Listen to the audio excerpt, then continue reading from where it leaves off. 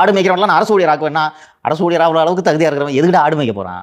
ஏற்கனவே இருக்கிற கவர்மெண்ட் சர்வெண்ட்டுக்கு சம்பளம் கொடுக்க முடியல, இதில் ஆடு மேய்க்கிறவனெல்லாம் அரசு ஊழியர் எப்படி ஆக்குவீங்க? ஆடு மேய்க்கிறவனை எதுக்கு அரசு ஊழியர் ஆக்கணும்?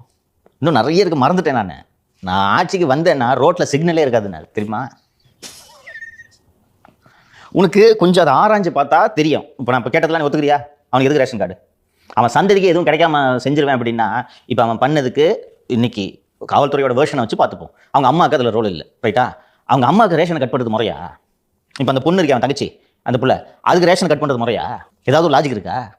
ஆனால் அந்த நரம்பு புடகையத மேடையில் பேசணும்னா பார்க்குறதுக்கு எப்படி இருக்குது?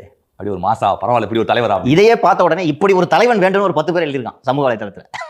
ஃபர்ஸ்ட் இயர் அவங்கலாம். நீ ஃபர்ஸ்ட் இயர் இல்ல சார், இயல்புலயே சார் நான் ஒத்துக்க மாட்டேன், எனக்கு கிடையாது. நீ ஃபர்ஸ்ட் இயர் தான். வந்த உடனே நீ கேட்டல, நீ நான் விட மாட்டேன் உன்ன. நீ ஃபர்ஸ்ட் இயர் தான் சார். ஆக்சுவலா சொல்லுவாங்க தானே சார், துபாயில எல்லாம் ஏன் வந்து கம்மியா குற்றங்கள் நடக்குதுன்னா ஸ்ட்ரிக்டான ஒரு நடவடிக்கைகள் இருக்கிறதுனால தான். அதனால அப்படி கம்பேர் பண்ணும்போது திரு சீமான் அவர்களுடைய ஆக்ஷன்ஸ் வந்து ஸ்ட்ரிக்டான ஆக்ஷன்ஸ். ரைட்டுமா, நம்ம ஊர்லயே ஸ்ட்ரிக்டான ஆக்ஷன் இருக்கு, நிறைய பேருக்கு தெரியாது. ஆயுள் தண்டனை கொடுத்தா 14 வருஷத்துல வெளியில வந்துருவான்னு சொல்றாங்க. SC ST ஆக்ட்ல தண்டனை ஆனவனுக்கு இந்த 14 வருஷம் பொருந்தாது. அவனுக்கு தண்டனை குறைப்பு கிடையாது.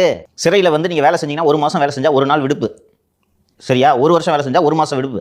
இதெல்லாம் குறைச்சிக்கிட்டே வந்து தான் இந்த 14 வருஷத்துல வெளில வருது. இது இவனுக்கு பொருந்தாது. இதை விட என்னமா கடுமையான தண்டனை?